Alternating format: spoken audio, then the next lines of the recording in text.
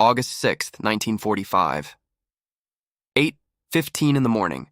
The city of Hiroshima, Japan. A normal Monday morning. People heading to work, children going to school, trolleys running. Then, at exactly 8:15 and 17 seconds, a bomb detonated 580 meters above the city. In the next few seconds, everything within approximately 1 kilometer of the detonation point was simply vaporized. The temperature at the hypocenter, the point directly below the explosion, reached 3.00 to 4.00 degrees Celsius. The blast wave reached 440 meters per second. 70,000 people died in the first few seconds. By the end of 1945, the estimated death toll for Hiroshima reached 140,000. 3 days later, a second bomb was dropped on Nagasaki, another 80,000 dead by end of year. 6 days after Nagasaki, Japan surrendered. World War II ended.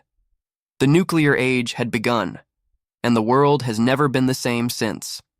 This is the real story of the atomic bomb, the science, the decision, the destruction, and the extraordinary question that still does not have a settled answer. Was it the right thing to do? To understand why the bomb was dropped, you need to understand how it was built. The Manhattan Project was the code name for the American-led program to develop the first nuclear weapon. It began in 1939 when physicist Leo Szilard, a Hungarian-born Jewish refugee who had fled Nazi Germany, convinced Albert Einstein to sign a letter to President Roosevelt. The letter warned that Germany might be developing a nuclear weapon. Roosevelt approved funding. Over the next 6 years, the Manhattan Project became one of the largest scientific and engineering endeavors in history. At its peak, it employed over 130,000 people across more than 30 sites in the US, UK, and Canada. The scientists working on it included some of the greatest physicists of the 20th century: Robert Oppenheimer, Enrico Fermi, Niels Bohr, Richard Feynman. Many were Jewish refugees from Nazi Europe. They were trying to build the most destructive weapon ever conceived, and they were racing against the fear that Nazi Germany was doing the same. The first successful nuclear test, codenamed Trinity, took place in the New Mexico desert on July 16, 1945. When Oppenheimer saw the explosion, he later recalled a line from Hindu scripture, "Now I am become death, the destroyer of worlds." Germany had already surrendered 2 months earlier. The race that had started the project was over. The bomb still existed, and decisions had to be made about what to do with it. Here is the question historians have argued about for 80 years. Did the United States need to drop the bomb? President Truman's decision to use the bomb was not simple. The argument for dropping it: Japan had shown extreme willingness to fight to the death. The Battle of Okinawa in 1945, the largest land battle of the Pacific War, resulted in over 100,000 Japanese casualties and over 12,000 American deaths. An Allied invasion of the Japanese mainland, Operation Downfall, was projected to cost hundreds of thousands of Allied lives and potentially millions of Japanese lives. From this perspective, the bomb ended the war faster and saved more lives than it took. The arguments against: Japan was already in a desperate military position. The naval blockade was strangling Japanese supply lines. Conventional bombing had already killed more people in single nights than the atomic bombs. The Soviet Union had just declared war on Japan. Japan may have been close to surrender anyway. From this perspective, the bombs were not militarily necessary. They were used partly to demonstrate American power to the Soviet Union. The opening move of the Cold War. The debate is real. Both sides have serious historical evidence. What is not debated: 140,000 people died in Hiroshima by the end of 1945. 80,000 in Nagasaki. Most of them civilians. Whatever the strategic calculation, those are the human facts. Let me tell you what happened in Hiroshima. The bomb was dropped from a B-29 bomber called the Enola Gay, piloted by Colonel Paul Tibbets, who named the aircraft after his mother. The bomb itself was called Little Boy. It was a uranium bomb, the first nuclear weapon used in war. At 8:17 a.m., it detonated 580 meters above the Aioi Bridge, the T-shaped bridge that was the aiming point. The fireball reached 400 degrees Celsius, within a radius of 1 kilometer, absolute destruction. Everything vaporized or leveled. Within 2 kilometers, catastrophic damage. Almost nothing standing. The blast wave moved at the speed of sound and beyond. People further from the hypocenter survived the initial explosion. Many then died of burns, injuries, or radiation sickness in the hours, days, and weeks that followed. One of the most haunting artifacts of Hiroshima is the shadows. The intense flash of the bomb-bleached surfaces, stone, wood, walls. People caught in the open flash were vaporized so instantly that their shadows were imprinted on the surfaces behind them.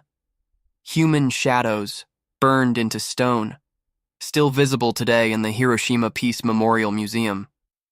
The imprint of people who no longer existed, burned into the world they left behind. 3 days after Hiroshima, on August 9, 1945, a second bomb was dropped on Nagasaki. The bomb, called Fat Man, was a plutonium bomb, more powerful than Little Boy. The death toll was slightly lower than Hiroshima, approximately 80,000 by end of 1945, partly because Nagasaki's geography, surrounded by hills, contained some of the blast. The Urakami Cathedral, one of the largest Catholic churches in Asia, was at the hypocenter. It was destroyed. About 500 of Nagasaki's 12 Eorzeran Catholics died. On August 15th, 6 days after Nagasaki, Emperor Hirohito broadcast Japan's surrender to the Japanese people. Most Japanese civilians had never heard the emperor's voice before. The broadcast itself was barely audible, recorded on a gramophone record delivered in formal classical Japanese that many listeners struggled to understand. But the meaning was clear. The war was over. World War II, the deadliest conflict in human history, killing an estimated 70 to 85 million people, was over. The formal surrender was signed aboard the USS Missouri on September 2, 1945. General Douglas MacArthur, overseeing the ceremony, said, "It is my earnest hope, indeed the hope of all mankind, that from this solemn occasion a better world shall emerge." The nuclear age had begun, and the hope of all mankind became living with the knowledge of what humanity had done and could do again.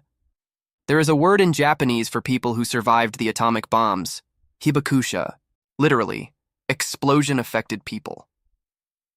There were an estimated 650 hibakusha at the end of the war. Many survived the initial blast only to develop radiation sickness in the days that followed.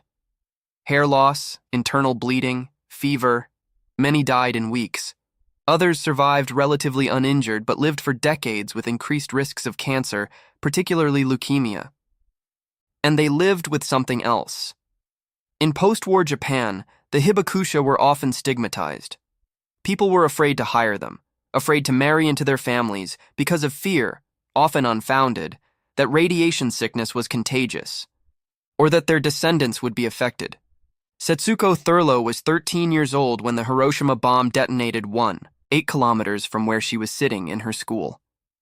She spent the rest of her life as a nuclear disarmament activist. In 2017, when the international campaign to abolish nuclear weapons received the Nobel Peace Prize, of which Thurlow was a key figure, she was 85 years old. She had been fighting for 72 years. The hibakusha never stopped reminding the world what nuclear weapons do to human beings. They are almost all gone now, but their testimony remains. The atomic bomb did not end war. It changed what war meant. The Soviet Union detonated its first nuclear weapon in 1949, 4 years after Hiroshima. The nuclear arms race had begun. By the early 1960s, the US and Soviet Union combined had enough nuclear weapons to destroy civilization several times over.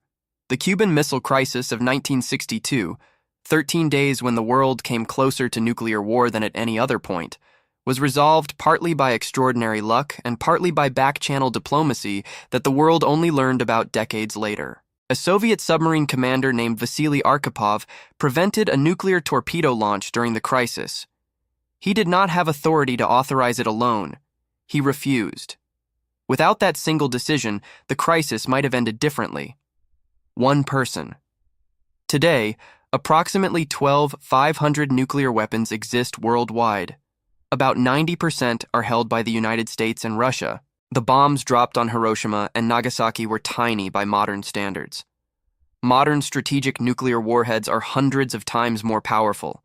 The world Oppenheimer helped create is still here, every day, in silos and submarines and aircraft, waiting. Here is what the story of the atomic bomb teaches me. Knowledge is permanent. Once you know how to do something, you cannot unknow it. The scientists of the Manhattan Project could not uninvent the atomic bomb. Once it worked, the knowledge was there. And it spread. 9 countries now have nuclear weapons. More may join them. The genie cannot go back in the bottle. But here is what else this story teaches me. Human choices matter. Enormously. Vasily Arkhipov said no. And the world did not end. The Hibakusha told their stories for decades, and the world has not used a nuclear weapon in war since 1945. Not because it could not, because enough people chose not to. Setsuko Thurlow stood before a Nobel audience in her 80s and described a 13-year-old girl finding her way out of the rubble of Hiroshima. She said, "I want to make sure this never happens again." She has been saying that for 72 years. That is not nothing. That is what it looks like when a person decides their experience, their testimony, is their purpose. The atomic bomb is the clearest example in human history of humanity's capacity for both extraordinary creation and extraordinary destruction. The same knowledge, the same physics, can power a city or destroy one. What happens next depends on choices, human choices, made by people like the ones in this story, and people like you.